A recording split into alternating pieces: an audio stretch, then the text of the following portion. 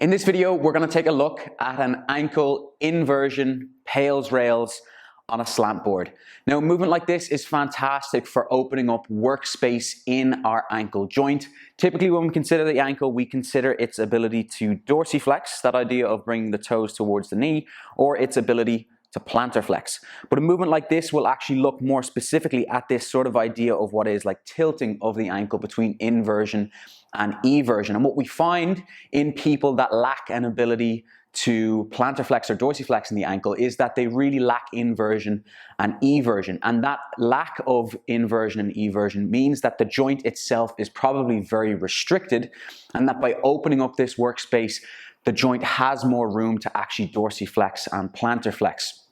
So looking at this ability for it to almost like rotate or tilt is going to be really beneficial for those other movements. If we've assessed and we've seen that you lack that sort of joint workspace, this is going to be a movement that we'll typically prescribe to sort of build that tolerance, build that awareness. And just even thinking about different movements that we go through in our sort of athletic movements, we will be turning, change of direction movements. And if your ankle is very, very limited in terms of its ability to sort of take load at different angles, then you're going to have a very compromised joint, a very weak joint. So this, in some sense, is going to build some strength, some tolerance, as well as opening up workspace. Okay, all you need for this really is if your gym has some sort of slant board. You can see from here, it's just a board at a little bit of an angle.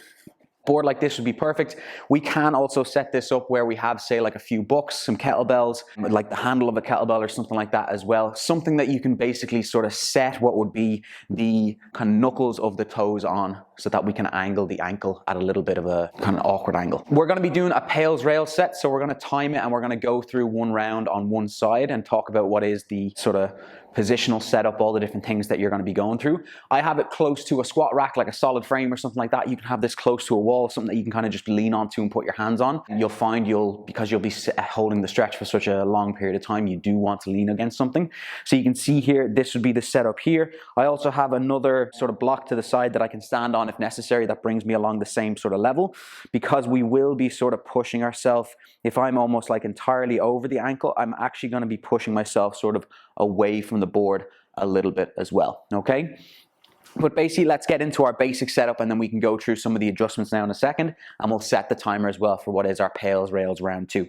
So basically, you can see here in terms of my setup, I have the slant board sort of slanting down, and I have myself coming into what is ankle inversion. Okay, I set it down and I actually set it up at a little bit of an angle. So if 12 o'clock is right in front of me, I'm actually going to try and set it up where my foot is angled towards, say, 10 or 11 o'clock on the clock face.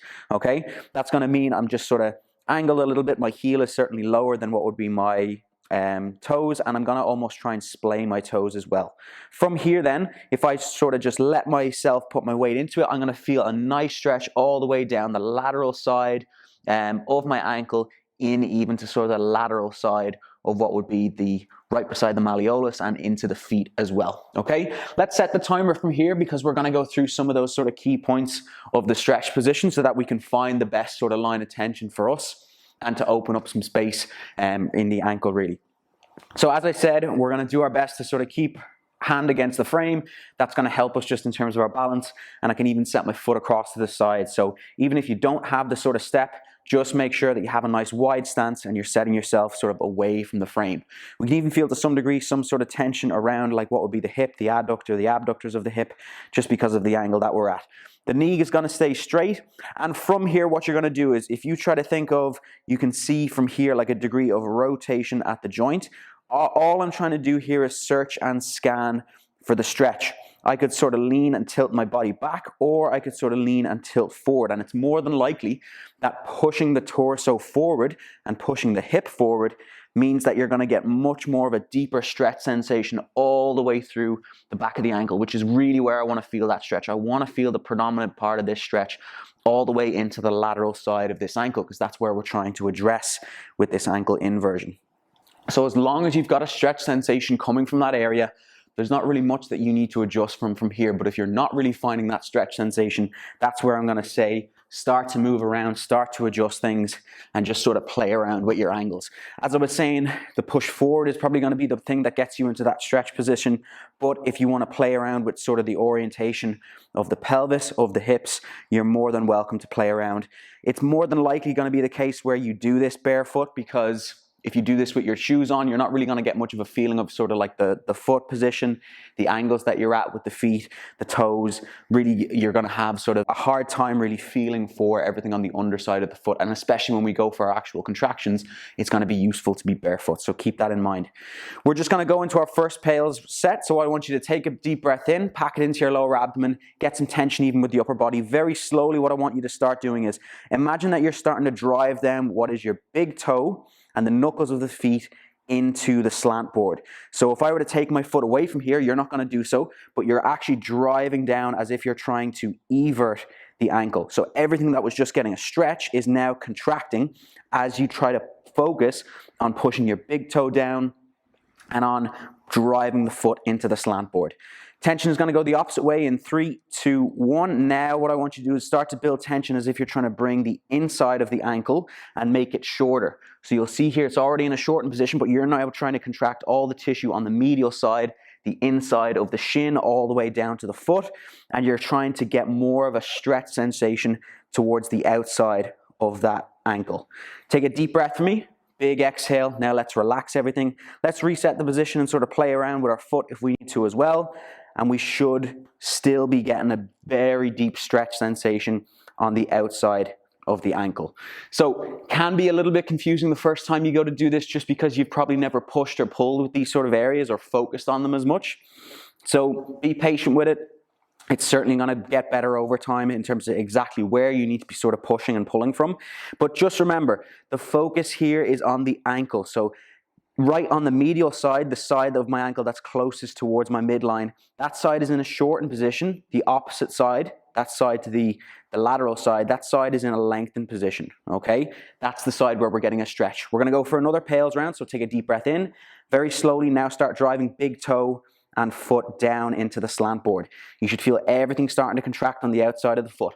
Start to build that tension, 10%, 20%, 30%, you've still got tension in your trunk, you're squeezing the frame as well, driving down into that slant board. Keep building the tension towards your greatest, safest max effort.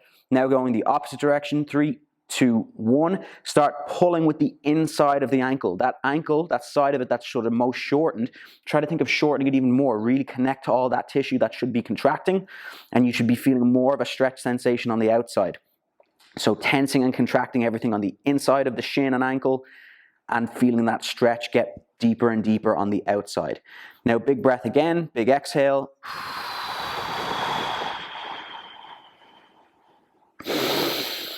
Long exhales to relax. Try to think of, okay, if everything was nice and tight and stiff and really engaged, you're now trying to think of all the musculature and tissue turning into jello.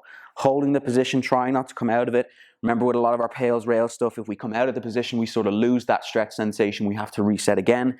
So do your best not to really adjust massively in terms of the positioning. Okay?